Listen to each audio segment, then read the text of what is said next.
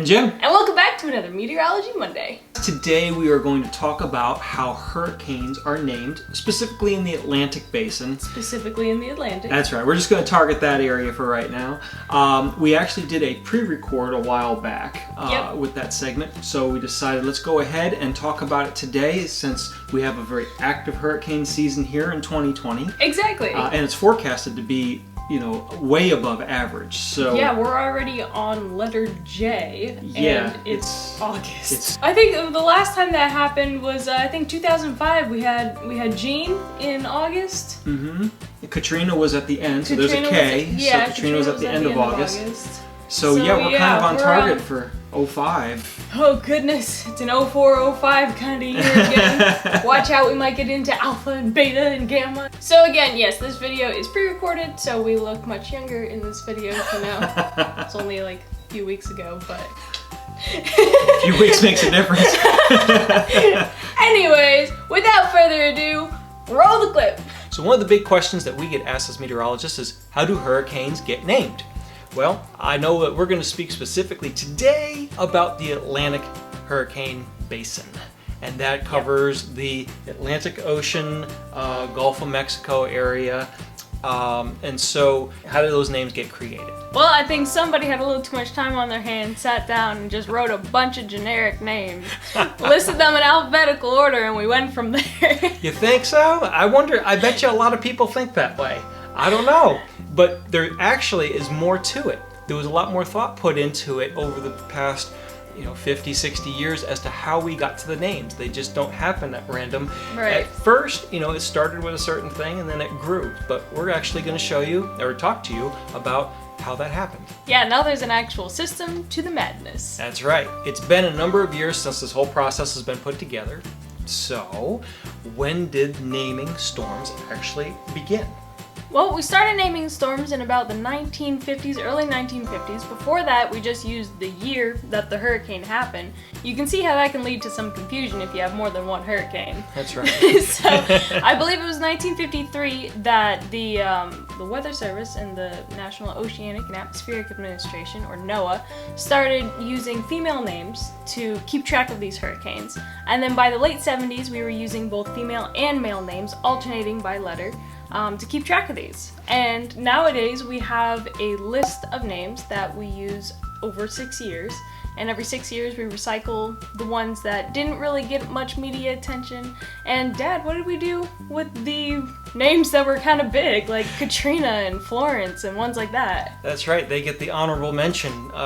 Two things to consider is death toll, the impact to human lives, and the other one was damage to property. So if there is a significant impact, then they just give it an honorable mention of this event, this significant event occurred associated with this storm, and instead of using that name again in 6 years, because it can be confusing years later, if there was a Katrina back in 05 and there was another Katrina, say, somewhere in the 20-teens, and if both did a lot of destruction, well, which one are we talking about? Yeah. And so it would get confusing. So that's why they just go ahead and retire the name when it reaches a certain threshold. And also, if you have a devastating hurricane like Katrina, and then you come across, 6 years later, you have another one named Katrina, that name has a lot of impact with people already. To name another storm would kind of be insensitive to the event that already happened. Exactly. And so when people will hear that name, especially ones that have gone through it, they can definitely have negative reactions to hearing that name again, and that's just not productive from a forecasting standpoint and from a meteorological standpoint to put that name out there again. So they've decided to have a process to retire the name. That's it. So going back to the actual names for hurricanes, we touched on it a little bit earlier. They alternate male and female names starting with A, and they go down the alphabet. But there are 5 letters that we leave out for the Atlantic Hurricane Basin. And these are Q, U, X, Y, and Z. Basically just because it's a hard enough time coming up with 6 names for each of those letters. That's right, that's right. And try to do that year after year after year. Especially if one of them was significant. Right, it makes it really hard to come up with a Q name or X. So, I don't know very many that start with X.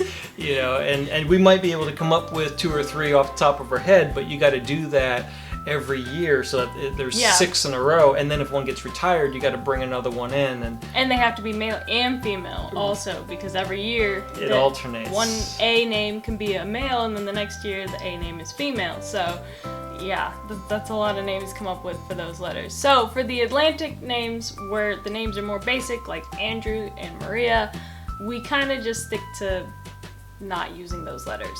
And I bet you're asking the next question would be, what happens when you get past the last letter?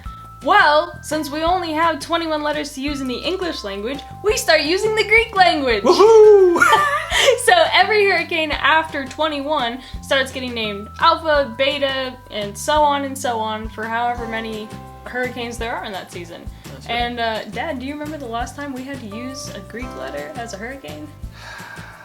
Oh boy, it was in I'll give you a hint, it was a very significant year for hurricanes. 2005? There we go! 2005 was the last time that we had a Greek named storm, and that year we had 31 named storms, which is the largest in a very long time. 31 named storms. So that's kind of like, you hear the averages are 6 to 10 or something like that. So when you get 31, I mean, that's so far outside of what you would be forecasting for. Is really crazy. What was in the water that year? Exactly.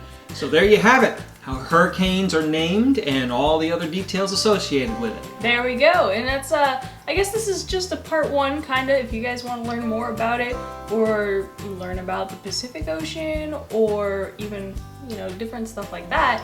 Let us know in the comments below. You guys know what to do.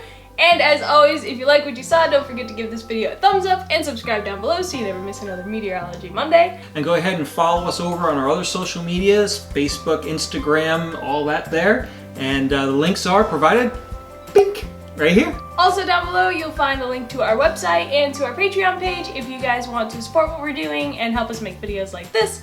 And maybe even chase some of these hurricanes and plan a hurricane chasing trip if, it gets close enough to the East Coast. I know Josephine's kind of wobbling off to the side As of right now. for now, but yeah, support what we're doing and we'll get you some hurricane content. Until next time, I'm Kayla. And I'm Jim. Thanks for watching. And happy hurricane naming, Atlantic Basin naming, season 2020 naming.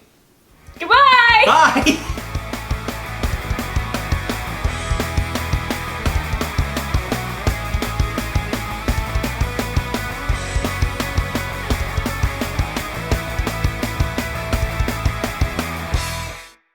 Let's try that one more time. Okay, I almost fell off the chair.